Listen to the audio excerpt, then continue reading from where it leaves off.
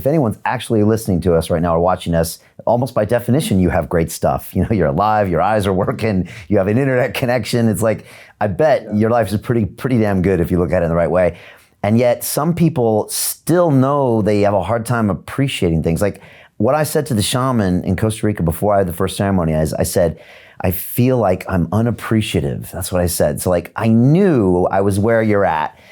But knowing it isn't enough sometimes. You have to be able to do something to where, like you said, you can be that guy that can live it all.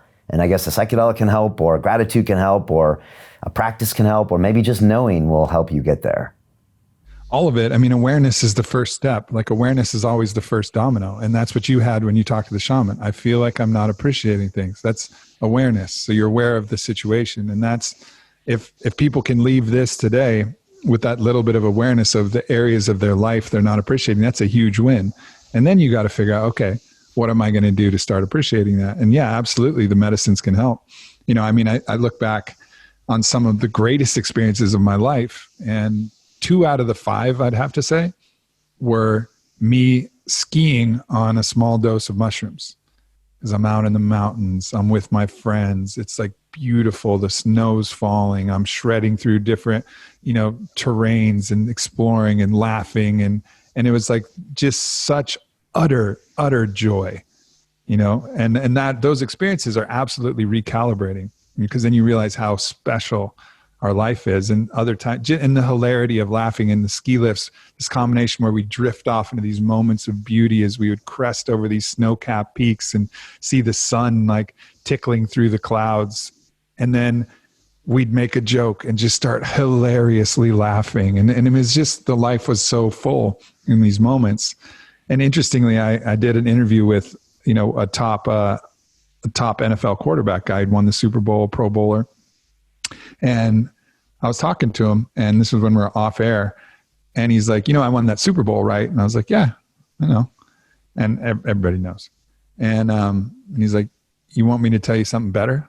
It's like doing mushrooms on the beach with my friends. I was like, whoa, man, like that's a big endorsement. But it's just, even the greatest thing that we could all imagine as a warm-blooded man is like winning the Super Bowl. I mean, that's got to be up there. Like he's saying, just being on a beach with his friends with the help of that medicine gave him that experience. Now, that's not going to say that's going to happen for everybody and that you should go take mushrooms and go skiing like me, or go to the beach and do mushrooms like, you know, like the guy I'm talking about. Almost said his name. But, you know, really, it can open up the possibility for how much the simplest things and the small things can be enjoyable in life. And I think that's important for us to recognize, that it doesn't have to be pinned to some great external thing that happens, because a lot of times these external things that happen, there's so much buildup, and when they happen, there's that moment, but then there's also the letdown that comes at the end of it, because you've been working towards it, singularly focused on it, and then there's this lull that comes. Really, so much of what's available to us just happens in the quiet in-between moments. You know, those little times where you can laugh with your partner, or play with your kids, or hang out with your buddies and really be there presently, or be out in nature, or go skiing or surfing or doing any of these different things. Like, that's where the real magic lies. It lies in the gaps, you know, in the in-betweens. And there's so much available there. So finding a way to get to that is absolutely crucial. Whatever it is, like you said, whether it's a gratitude practice or a self-love practice, or, you know, just the mentality of it, or psychedelics, one way or another, we got to get to that state where we just really love our lives, love each other, and enjoy this thing, you know, because otherwise, if we don't enjoy this world, we might as well let it fucking burn. You know, so many people are living in a hell. Like, this beautiful world is hell for them. They're suffering. No matter where they go, they got to bring themselves with them. And if you're that person, who cares if you're plundering the earth and burning it? Who cares? Who cares if the oceans are getting wrecked? Or it doesn't matter. It's hell anyways. Like, let it burn. But when you love it, when you really love it, then it's a different thing. And you're like, no.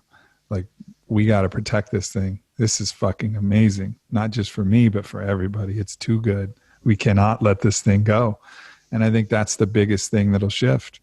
And, you know, I've certainly felt that myself, and that's that feeling, but it all comes with us. So it is crucially important that we do enjoy ourselves. We got to, Otherwise, like, what's our motivation? What's our motivation to do anything if we don't love it? There's none.